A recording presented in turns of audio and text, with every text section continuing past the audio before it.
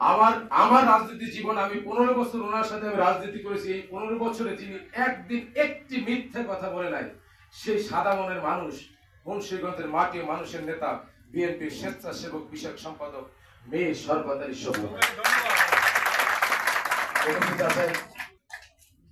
বিএনপির সহ সাংগঠনিক সম্পাদক ফরিদপুর বিভাগের নেতা সাবেক ছাত্রনেতা জনাব সেলিমুজ্জামান সেলিম ভাই। উপস্থিত আছেন আমার এক জাতি ভাই, আমি ইঞ্জিনিয়ার, আমি নরসিংদী ইউসি জুট মিলের 1998 সালে ইঞ্জিনিয়ার ছিলাম, তখন থেকে তার নাম শুনেছি। সেই ইঞ্জিনিয়ার আশরাফ উদ্দিন বকুল সহ বিজ্ঞান ও প্রযুক্তি বিষয়ক সম্পাদক।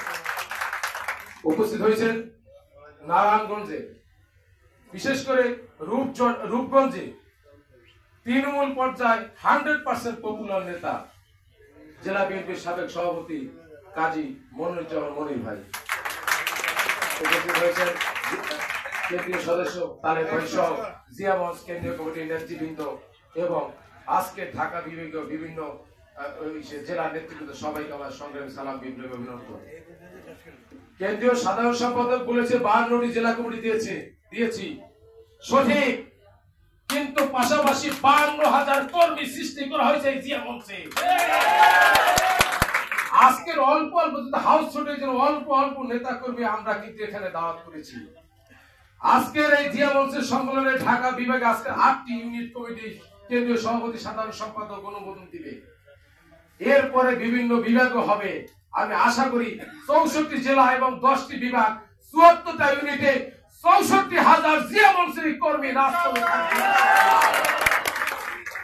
কারণ নেতৃত্ব শিখেছি সবু ভাইয়ের কাছ থেকে, নেতৃত্ব শিখেছি, নেতৃত্ব নিচ্ছি বাবু বৈশ্বরচন্দ্র রায়, নেতৃত্ব নিচ্ছি বীর মুক্তাদুল সালাম। আমি আর ইকবাল ভাই মিলে এই জিয়াগঞ্জের সকল নেতৃবৃন্দকে ঐক্যবদ্ধ করছি। আর আজকে যারা আয়োজন করছে ঢাকা বিভাগে যারা নেতৃবৃন্দ, আমার প্রিয় বন্ধু আব্দুল হালিম সহ, কামাল হোসেন অনিক, আজাদ, আলো সহ এই যারা প্রস্তুতি কমিটি যারা ছিল, সবাই পরিশ্রম করে আজকে এই সম্মেলন সফল করেছে। এজন্য জিয়াগঞ্জ কেন্দ্রীয় বোর্ডের পক্ষ থেকে ধন্যবাদ জানাই। হালিম রূপগঞ্জ থানা যুব দলের সভাপতি ছিল, আজকে ঢাকা বিভাগের দায়িত্বে হালিম একটি, কিন্তু নারায়ণগঞ্জ জেলার একটা জেলা কমিটি বিএনপিতে একটু তার সম্মানজনক পদ চাই, সেটাও কিন্তু কেন্দ্রীয় নেতৃবৃন্দ দৃষ্টি আকর্ষণ করছি। হালিমকে তার সম্মানজনক জায়গায় নারায়ণগঞ্জ জেলা বিএনপিতে যেন সুযোগ দেওয়া হয়।